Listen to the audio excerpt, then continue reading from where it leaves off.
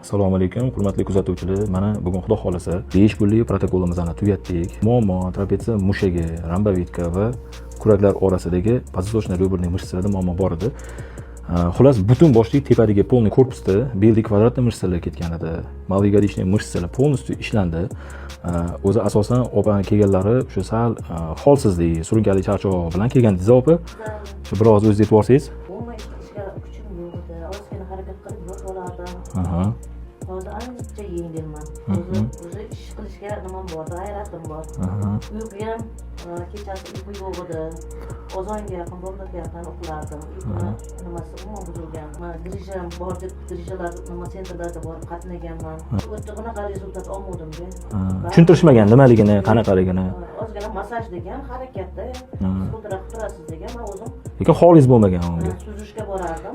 Hozir o'sha ham yo'qda. Harakat yo'qdi. Sizni Instagramda ko'rib kuzatib keldim. Mana hozir 2 kundan keyin o'zi qo'limni ko'tarishim yaxshi. O'zim nima qilaman? Даже cho'milishda ham issiq suvda cho'mila olmasdim. Grija ekanmi yo mushaklarda ekanmi? Aha. Bo'ldi. Shaylarni davolamasam baribir grija ketmaydi, og'riq grija deb beraveradi.